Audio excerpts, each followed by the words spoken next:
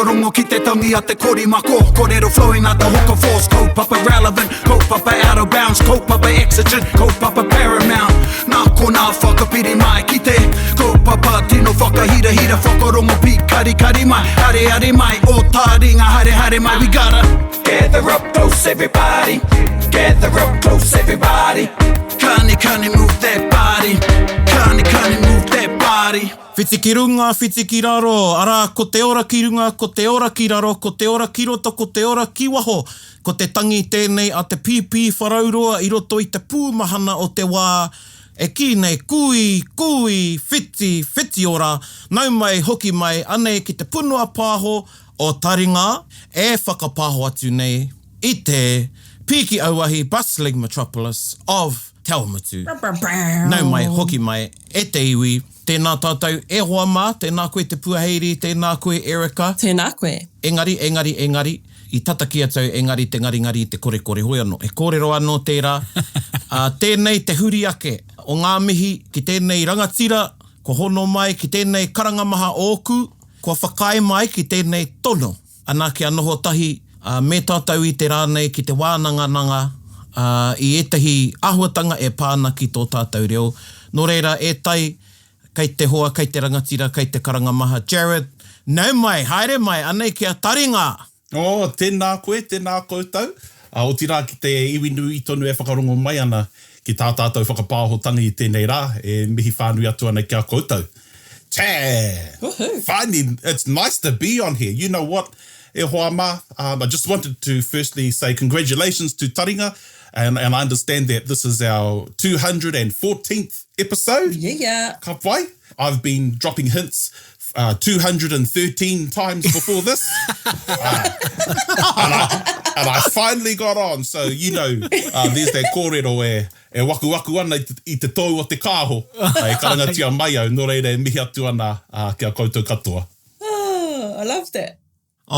Kei te rongo au I te aroha. Ai. I've been waiting a long time to say that. Well, ko kōrero rātau mo Taringa, Jarred, and he nui o tauira e whakarongo ana ki tēnei punua pāho, and now they're going to hear you on Taringa. Well, you know, and it's amazing because Taringa is, we know that it's supported by Te Wānanga o Aotearoa, but it reaches so wide, you know, it reaches across all teaching and learning institutes because it reaches the hearts of people who are interested in our reo. And not just, you know, in Aotearoa, but I understand that we've got people listening in from all over the globe. And yeah, they decided to listen in to Te Awamutu. Ka tika e tai. Hoi anō, Jarred, kōrerotia mai mō no wheako. Ka mutu tō huarahi I roto I te reo Māori. Tuatahi ake heuri tēnei no ngā karangatanga o te nehe nui o kāwhia moana e mihi atu nei kia koutou katoa. E kia nei ngā kōrero ko tainui te waka, ko pirungia te maunga, ko kāwhia te moana, ko Ngāti Mania poto o te iwi, ko Ngāti Apakura te hapu, ko mōkai kāinga te marae. Hoi anō, tēnei Ngāti Mania poto, ko aroa nei e noho ana I raru I ngā manaakitanga o te iwi tāwharau I au, manaaki mai au o tira I ngā karangatanga o Ngāti Raukawa. Ahau tēnei e whakapāho atu nei I tētahi kāinga o rongo nui. Hoi no te take I rongo nui ai, he kōrero anō tērā, engari e whakapāho atu nei I te taone nui o Tokoroa. So, of course, I hail from Kāwhia Moana and, you know, within the iwi of Ngāti Mania poto and all those other affiliations. But really, I do have to take my hat off to Ngāti Raukawa, who allowed me the opportunity to participate in revitalisation of te reo. And it's really through Ngāti Raukawa, and I do want to pay respects to the iwi because they've involved me in so many of their kaupapa. And it has been an honour and a privilege, and of course, working alongside this fella here, Praone, in our mini kaupapa, hei oranga mo te iwi. So myself, ko tōku taha Māori, ai no Ngāti Mania poto ko tōku taha Hāmoa, no ngā karangatanga o Waitoroa me Āsau. And so, of course, my mum is Māori, my dad is Samoan. But when I think it was third form, I shifted with my grandparents. And I timata mai reira, tōku mōhio ki te reo. So it was really when I stayed with my grandparents that I was privileged to be immersed in the reo. And of course, you know, I didn't get to go to parties and things like that e hoa ma. Every Friday, Saturday, Sunday, we were on the road to different hui and different tangi. And of course, what we would do there is hard case, being with our kaumātua. It's midwinter and they've still got the aircon on cold. And of course, every tangi and hui that we would go to, we would sing all the way there and all the way back. And so I was, you know, I didn't like it then, but I realised, you know, ko ngā taongi whāngaia mai ki au ai mautonu nei. So, you know, what I was privileged to witness, to hear and be part of, is something that I'm passionate about and hopefully share with everyone here.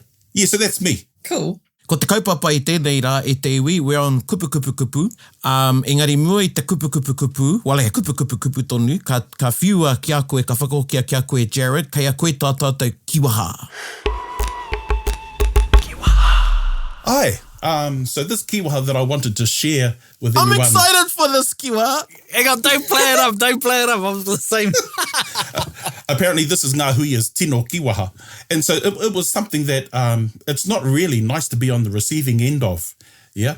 And I've only really heard a few kaumātua use it. And the kīwaha is ero. Kia ora. Ero. Aye, so ero.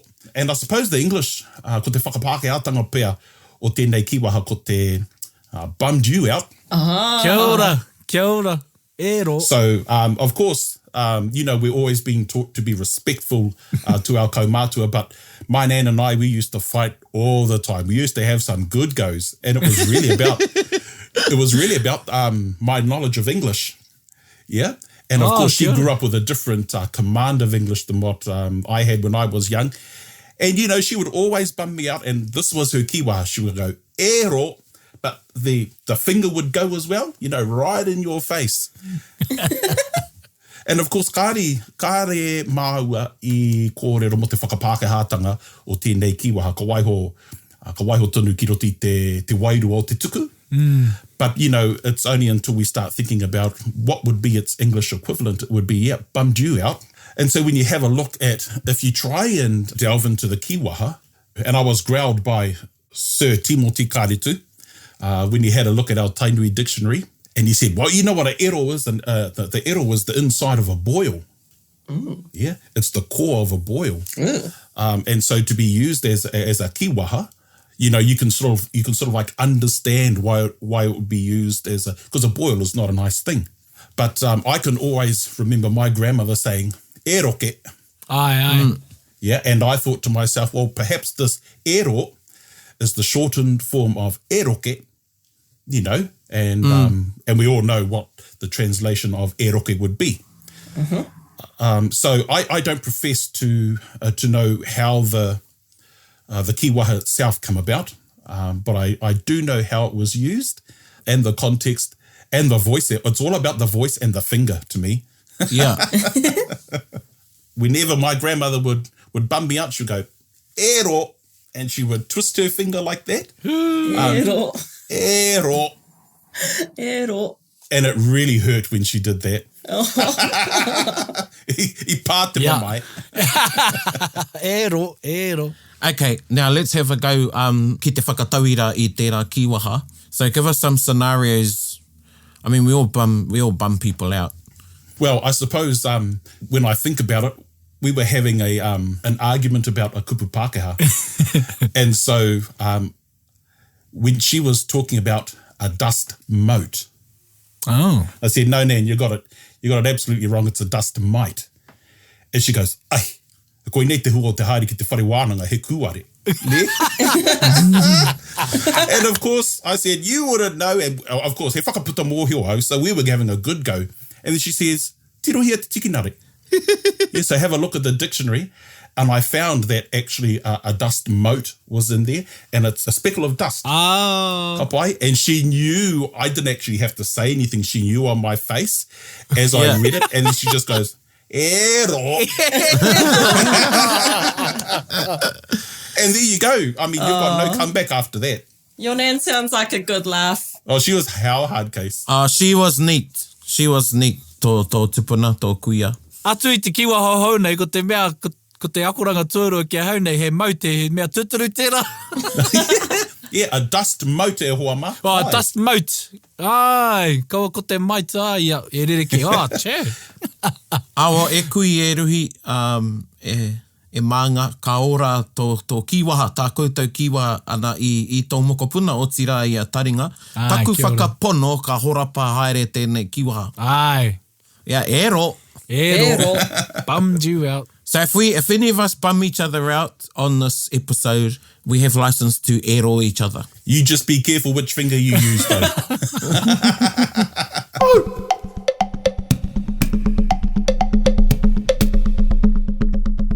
Ka pai e te iwi kia huri tātou ki tātou kaupapa i nai nei, kupu kupu kupu. Ana ko te kaupapa, ko te ai. Kaua ko te mahi ai, ko te complex particle ai. What's a complex particle? Well, there you go. I'm going to give, well, yeah. So, kei konei te mōhio, kei konei te mātanga.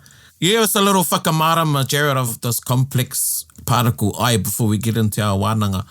Well, I've got a complaint first. I mean, why did you invite me for the complex stuff? I wanted the easy stuff. Yeah. But I suppose, e karima, ko te taki I ki ai he complex particle is because it has so many applications. It has so many applications when we're talking about a particle, but it doesn't actually have a translation. So that's why it's called a complex particle. And really, I've got a few examples that I think would be good for our listeners, for our Taringa listeners. Kia ora. And that will be easy enough to use without going into a whole linguistic class, because that's not what we're about. But, giving our listeners useful language. And really, it is correct.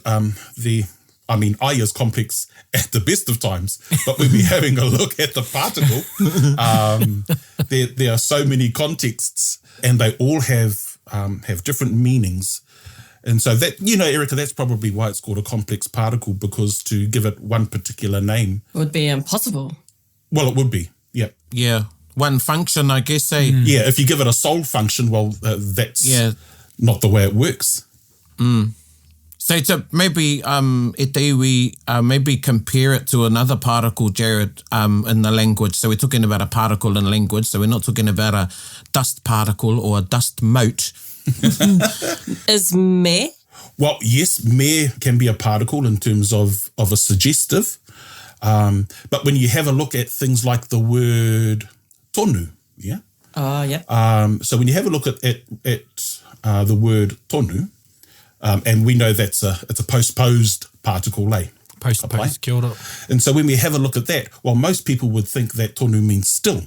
Mm-hmm. Kei te kōrero tonu. He or she is still speaking. But you've got to have a look at the word tonu in its entirety and, in every different context. So tonu sometimes, so if I was to say kua kai tonu, I've actually said, well, we're just about to eat. Okay. Yes. So still has nothing to do with it. Yeah. If we have a look at, hea tāhua tonu. That's an emphasis. That's right, yeah. So instead of being very beautiful, well, it's a scale down. When you say hea tāhua tonu, you're saying, well, it's quite beautiful. Okay. Like how people say how the hui was, pai tonu, where people think it was still good, however it was... It was all right. Yeah, it was all right. And so, and that's just tonu. And we're not even going to talk about anō. Well, when you have a look at ai, well, it has so many applications, it really does depend on the context of the kōrero. Kia ora, Okay. Ka pai. Nō reira, kei a koe tai, kei a koe tahi tauira hei wānanga mā tātou, hei kōrero mai mau ki te makiu e whakarongo mai nei. Ka pai. Well, I suppose we'll start off with probably one of the easier structures, and it's for our whānau out there who are just, katahi anō ka tīmata te ako I te reo. So probably the easiest type of sentences we learn are instructional language, eh? Kia ora. So if we have, haere mai, noho mai, something like that, e kai. And so this kōrero that I wanted to give out is something that's called a subsequent action. Yeah, so a subsequent action. And what that means, well, obviously you have the first action, and then whatever follows it was subsequent, ka pai, we use the I to signal that. Kia ora. So as an example, taitai o niho, ka hoki ai ki te moe. Yeah, so if we have a look at that sentence, taitai o niho, brush your teeth, ka hoki ai ki te moe, and then go to bed. So we can see that go to bed in this context is a subsequent action. It's the second mahi within our sentence, and that's how we can do it with a ka something ai. Ka pai. I'm more blown away at the use of hoki as to go to bed. Well, yeah, okay. So on that, of course, our kaumātua would correct you whenever and wherever. And it's just one time I said, haere ki te moe, and ka ki mai taku kuia e hoki ki te moe. Kia ora. Because it's something that you always do. Ka pai. Koe rā tāna. Koe rā tāna. Haere ki te hi ika, that's different. That's not an everyday. That's not on a daily basis, yeah. But e hoki ki te moe, I never ever heard her say haere ki te moe. Nice. Because e hara tērā I te tikanga ne. Ai. And when you think about it, it's something that we do on a daily basis, but I'm not giving you, license to say, well, there are other things we do on the daily basis, but we don't use the word hoki. Kia ora. Because e hoki ki te whareiti or something like that. But for moe, now that was the context that I heard. Kia ora. Rāua. Yeah, so taitai o niho, ka hoki ai ki te moe. Of course, in the English context, it wouldn't work. Hey, so they would say go to bed. And that's where a lot of our people learning the reo, they say go, haere ki te moe. Ai. Ka Right, pai. yeah. Yeah. E whakaro anau, Jarred, give us another example. Maua no tētahi tauira using ka ai, and then mā te puaheiri tētahi, and then I'll give one, and then by then Erica will be ready. She'll have a sentence ready with a subsequent action. Okay, so this is a good example. Probably the most boring one, but here it is anyway. Tuhia tōreta, ka tuku mai ai ki au. Yeah? So tuhia tōreta, ka tuku mai ai ki au. So write your letter and then send it to me. And then send it to me. And then send it to send- me. Oh. yeah. Kei a koe te puaheiri? Whakanahanahatia tō rūma, ka noho mai ai ki roto nei. So clean your room up, put your room into order, and then sit in here. Pai? Yeah, ka pai. Ka pai. Pānuitia te tikinare, ka mārama ai ki ngā kupu. Hea tō whakapākehā.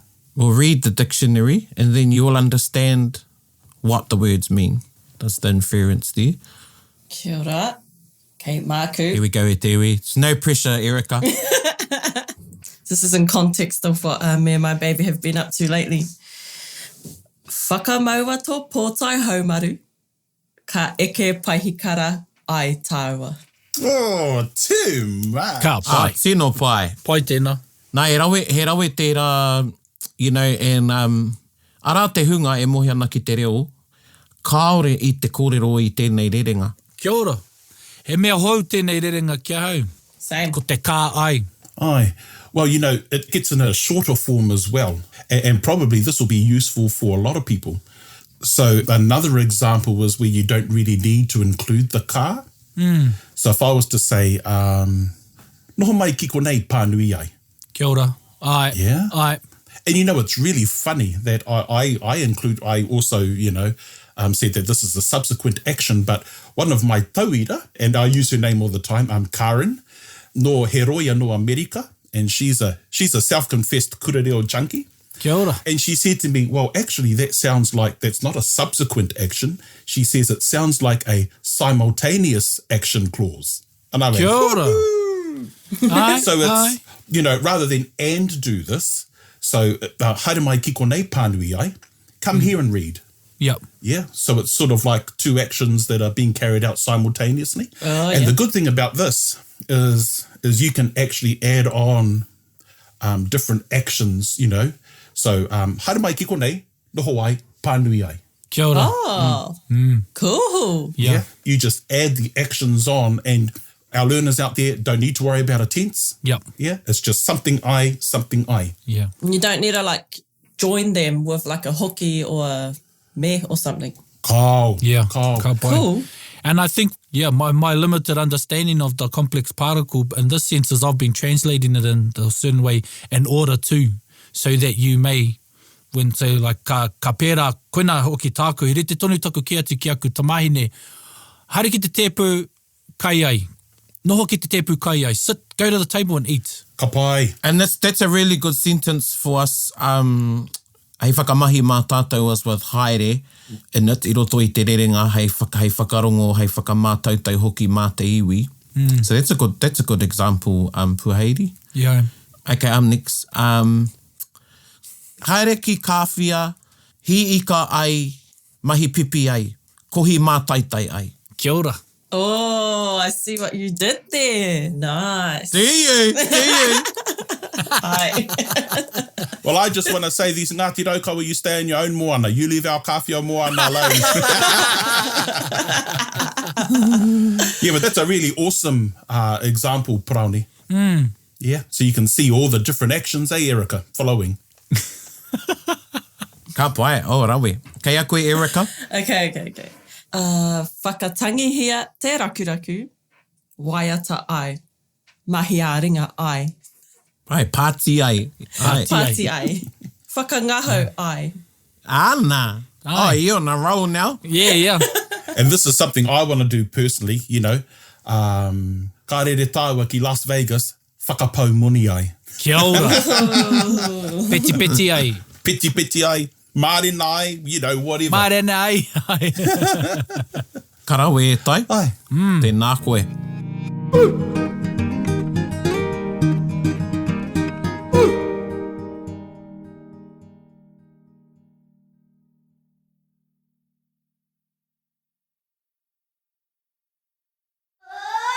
Me whakarongo pi kari. I think we've given koutou ngai Taringa some good examples there for you to have a go at. And maybe you were wondering about the two with the ka ai and the difference when there's no ka ai. And there's a huge difference. Ai, kia ora. Because one is and then, and one is what? Continuous. So the ka ai is a subsequent action clause, you know, whereas the haere ki, haere mai ki konei pānui ai, is more a simultaneous action clause. Wow. I love it. I feel like I'm a grammar geek. And we can see the difference, eh? Kia ora. Yep. E ki te ana tātou i te rerekētanga. Ana. Tino. So that's probably the first structure I wanted to share, and for our listeners out there, for some of us who are more experienced in the reo, the second sentence I wanted to share is what's called a habitual action clause, and that means something that you do every day. As an example, karaki ai a praone ia ata. Ne? Kia ora. So praone regularly prays every morning. And so, you know, when we have a look at that, we don't need to worry about a tense because there is no tense. It's just making a statement about what someone regularly does. Kia ora. And this is at the start of a sentence, right? Yeah. That's at the start of a sentence. Which is quite unique. Ai, hi kai a praone ki kāwhia or something like that. Yep. So that one there, he kai a praone ki kāwhia, praone always goes fishing in kāwhia. Well, you know, that's what I've heard. I've never seen any evidence, but that's what I've heard. Shout out to Ventura, charter baits and kāwhia. So ia tātou e kōrero ana, you know, these are almost, I won't say arapoka, they're not shortcuts, but they're definitely ways, and it shows how empowering Kia ora. this complex particle is. So I could say, you know, ruku kina ai a Erica ki tōna kāinga, ki te whāna apanui. You know, instead of saying, ka ruku kina a Erica he nui ngā wao i ngā wā katoa ki te whāna apanui. Yeah. It's so cool. So, ngai Taringa, if someone goes, ko whakarongo rānei koe kia Taringa, you can say, whakarongo ai a hau ki Taringa ia ata. Ooh, that was a good I one. listen to Taringa every morning. That's on point there, tai. I got a pato about that, Jarred, because he rite hoki ki tō tauira tuatahi. Saying ia ata, is that made redundant? Oh, kia ora. You know, could you say, like in a shorter form, whakarongo ai au kia Taringa i ngā ata? Ai, yeah, you can. It depends on the frequency. True, kia ora. So it could be, whakarongo ai au kia Taringa i a mane. Kia ora. Right. Right. Or ia rua mane.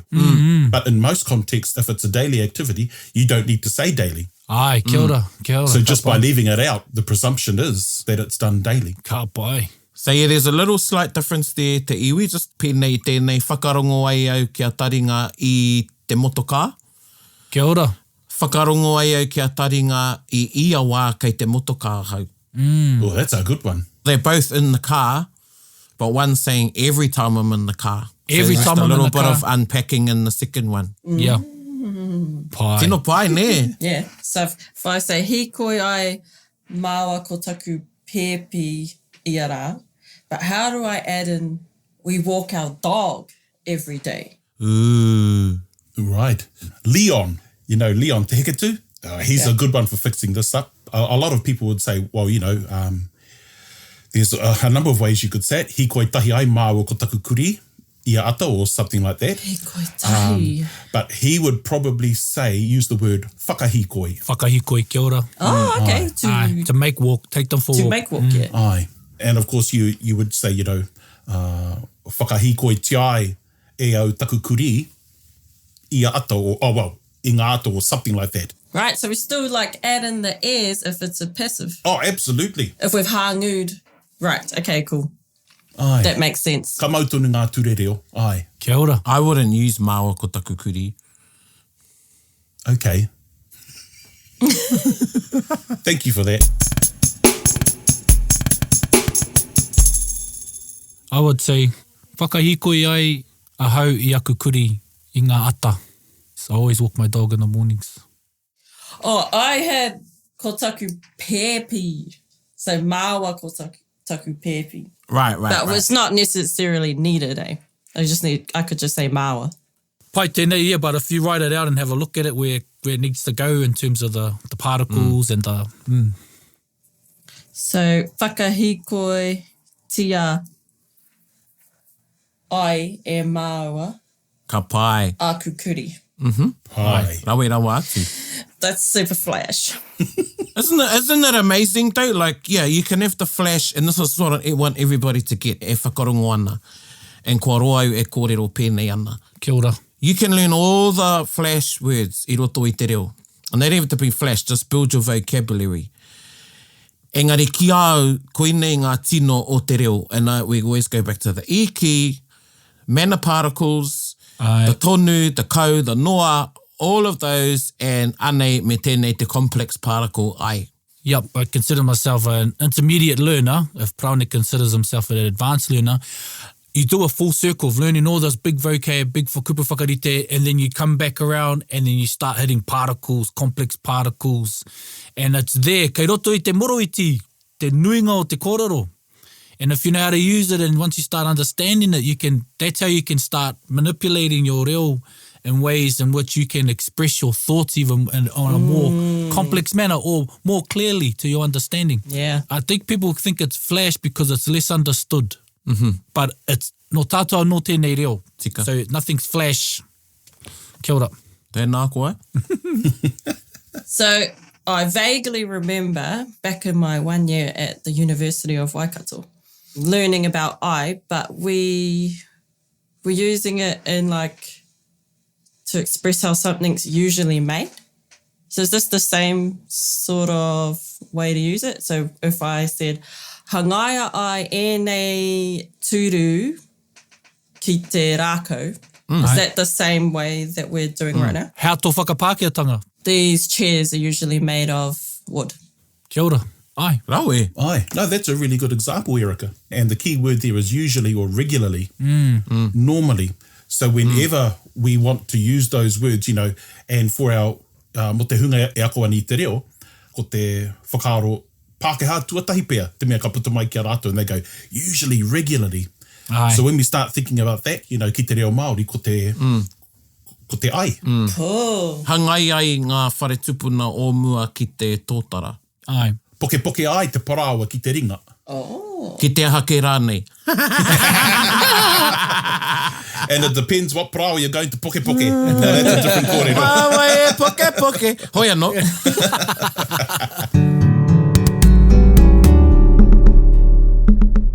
So Possibly the third one I wanted to introduce now, and now this is a good one more te hunga e mōhio ana ki te reo.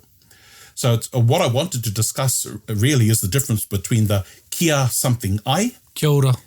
and the e something ai. Oh, pie. Yes, here we go, yeah. Oh, I'm dancing around like I'm having a kai Ana. dance, like a yum dance. you're doing your happy dance. Tō kani hari koa. So the golden rule is that if you're going to start the sentence with so that, the normal train of thought is to start with e something ai. Ne? So e whakaiti ai koe ki te kono whete, utu atu o tikiti, or something like that. So that you'll be allowed into the concert, purchase your tickets. Ka pai. However, when it appears in the sentence, halfway or at the end of the sentence, we actually have two options, and that's where the kia something ai comes in. So you can have the kia something ai, or you have the option to have that e something ai as well. But the golden rule is when you're going to start your sentence, then really there is only the one option, and that's e something ai. Kia ora. I love that one. Engari, Jarred, he rere ngā kētanga I wainga nui I era and meaning. Karekau. Right. Karekau, ko te tikanga o te kōrero e mautonu ana, engari ko te huarahi ki te whakaputa I tērā whakaaro here reke. Oh, rawe. Oh, rawe. Very nice tō whakamārama I tērā. Ai. Don't ask me to translate because I just went off and then that's how it come out. So kia tirohia e tātou e te iwi tēnei rerenga e ora ai te reo kōrerotia. Kia ora. Rāwe. Apai, e ora ai te reo kōrerotia. E pai ana hoki tēnei rerenga. Kōrerotia e ora ai te reo. Kia ora. And I can also say kōrerotia kia ora ai te reo. Tēnā koe tai. Kia But ora. I would not say kia ora ai te reo kōrerotia. So the kia follows the hea tērā, Jarred. It's always kia at the end of something. Ai. So when that concept is being introduced, ki te puko o te rerenga, ki te whiore rānei o te rerenga, ko te kia me te ai, ko te e rānei me te ai. But e tika ana tā praone, mo te timatanga, ko te e me te ai. Kia ora. I au e kōrero ana I tērā rerenga. I paku wānanga sia tēnei e mātou ko Leon ko Pānia. And aha ko te tika, he tika tonu te ki kōrerotia kia ora ai te reo. Ki au nei he paiake te rere o te e ora ai te reo. Ai. Ai. Engari, harai te mea e he ana te kia ora ai te reo. But for me, it just rolls off more and ko te tangi o te reo. Ai. I roto I tērā rerenga, anyway. Yeah, tika. So some people think that kia something ai is okay for the beginning of the sentence, but I think sometimes it's a confusion. Because often we say, oh, well, kia mōhio mai koutou, Right. just for your information or however you decide to translate that. Now, kia something mai is different to kia something ai. Ai, kia ora. And that's where I think some people get confused. It's just an assumption, he whakapai noi o tēnei. Yeah. But because they sound so similar, they convince themselves that, well, actually it's the same. Yeah. But e mōhio ana tātou kāre hoki tika ana. Kia ora. Ka muti ko tērā kia ne, he rite ki te he tohu. Ai. Ai. Engari, e harai te mea he tohu tai kaha. Kia kaha, kia toa, kia noho, tēnā, kia noho koe I konei. Ai. Yep, absolutely. It's a bit lighter and we're going into another kaupapa now, so I'll park that over there. But you can see where the confusion can possibly come from there. Ai. Tika. Ka rangi rua ngā whakaaro o te tangata. Yeah. So I suppose that's a good golden rule, te puaheiri? Pai tērā. I like using these with my kids. E whiwhi ai koutou I koutou rare, me whakapai koutou I tō rūma. Yeah, tēnā koe. Yeah, o tēnā whakakangia mai te rama kia kite ai koe I ngā mahi ana e koe. Turn the lights on so that you may see what it is that you're doing. Anei tētahi whakatauki hei whakaaro mau, Erika, e whakamahi ana e ni te mea he wahi ne ruku koe. Whakatauki tēnei nā wharehui ai homai. E whiwhi ai koe I ngā hua o te moana, me māku. Me māku, kia ora. There's also that whakatauki that talks about e rongo ai koe, well, in order for you to reap the benefits of the provisions, you must also sweat in wānanga. Oh, he ano te taua kōrero, e rongo ai koe me... E ea ai ngā wera o tāne tahuaroa, me heke ngā wera o tāne te wānanga. Kia ora, tēnā koe, koia hoki. And you see, now here's to throw, well, this is probably quite advanced, but you can have two ai in the same sentence. So as an example, e rongo ai koe I te makue o tāu I whakatupu ai. Ai. That's why it's called a complex particle, eh? Yeah. Kei te katau e te ue because kei te kite au e te kanohi o Erica. He rawe ki au, because etai wā e kita anau I te māramatanga, and etai wā, she's like, Yeah. So if you're listening to this on Spotify, you probably would have pushed the rewind 30 seconds heaps of times, but that's why it's there, te iwi. and e rawe, What's makue? delicious. E rongo ai koe I te makue o tāu I whakatupu ai. So that you experience the deliciousness, I'm not too sure, of what you have grown, and then te mea, te mea, te mea. He relative clause tērā ai tuarua? Ai, so it is a relative clause, but that's probably another taringa. Ah, okay. Te kōrero Jarred a koe kōrero mo te makue o te kai, it reminds me of this whakatauki, te kai a te tangata, he kai ti tongi ka ki. Ai. Te ki a tōna ringa tino kai tino mākona. Tino mākuna, ai, kia ora. Kuia. So it's like you, Erica. Ia koe a kei te hoki au ki te moana. The kai that you've got yourself or you've grown always tastes sweeter. Oh, definitely. Weti, weti. Koe nei tā mātou e kōrero nei, o tā tātou e kōrero nei. It's the fruits of your labour. Koia. E ne pērā anō te ako. Ka rongo koe I te reka, when you get something, I roto I te reo. Yeah. You know, you've put the time in. There's no quick fix e te iwi I roto I te reo Māori. Ana, ka hoki au ki taua whakatauki, Erica, me kāri tino mārama ki a koe. E whiwhi ai koe, what do you think that means? E whiwhi ai koe I ngā hua o te moana me māku koe. To reap the benefits or to get you some tasty morsels from Tangaroa, you need to get wet. Ana. Koina. Koina, e ne pērā tēnei. Tēnei tu āhuatanga te ako I te reo. You know, you need to experience it. You need to get in the game. You need to get in there. Ai, be on the court, eh? Be on the court, eh, Ana. Wama? E rawera wāti tēnei wānanga e tai. Yeah. Ana, e toru anake e rā rerenga. Ko wānanga nui tātou I tēnei rā. Nere, e mihi ake ana ki a koe. Pai ana. Rere ai aku mihi ki a koe I ngā wā katoa. Ai, koia hoki. Me aku hoki ki a koe tai, Jarred. Me aku whakatoi. whakatoi ai tāua ki a tāua, ako Ai, tāua no tāua. atu mai. No reira, ko tā tātou waiata I tēnei wiki. Kei roto hoki te kupu ai, I roto I te ingo o te waiata. Pupuru ai e hine. Whakarongo mai.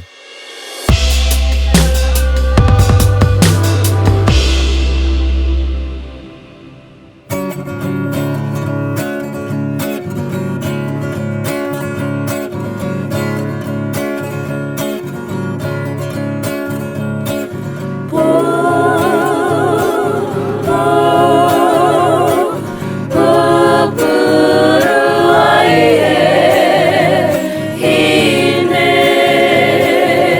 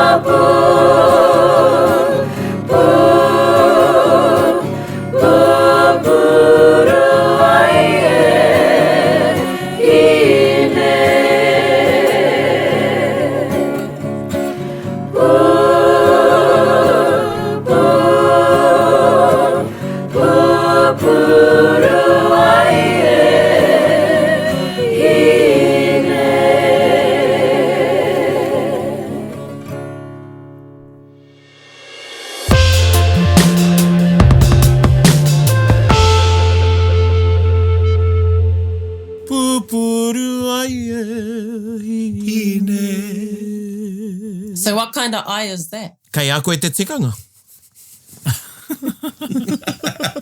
Well, let's talk about that. Pupuru ai e hine. Yeah, at the start of a sentence, pūpuru ai e hine. Regularly holding... Yeah, continuously, maybe. Continuously It's probably a holding. bit more correct. I roto I tēnei horopaki. Continuously holding Ai. you. E hine. Wa hakoa ngā kupu o te waiata e tai, Jarred, pūpuru ai e harai te mea ka pupurutia koe. Kia mautonu mai, engari ka purutia meki, ka purutia tonutia koe e o mātou ngākau. Me a mātou mihi whakamānawa i a koe mou I whai wāhi mai ki te whakaputa whakaaro, I roto I te wānanga, pai tā tātou noho, Tino pai. noho tahi, ana ki te kōrerorero ki te wānanga, ana me te whakawhitiwhiti whakaaro, anei e pāna ki tēnei Kia ora. kupu nei te ai, te mana o tērā kupu e hoa mā. Nō reira, e mihi ana kia koe e tai, tēnā koe, he kupu whakamutunga au. O hoi anō, e mihi atu ana ki a koutou. Nōku te honore I whai wāhi atu ai au ki a koutou. Kua puta tō koutou rongo I te ao whānui, me te tumanako o te ngākau. Ka puta tonu hei ngā tau maha e tū mai nei. Nō reira, tēnā koutou I tō koutou whakaaro nui mai ki au, ki tā koutou mō kai e whakatakoto whakaaro nei. Me he mea e he ana aku whakaaro?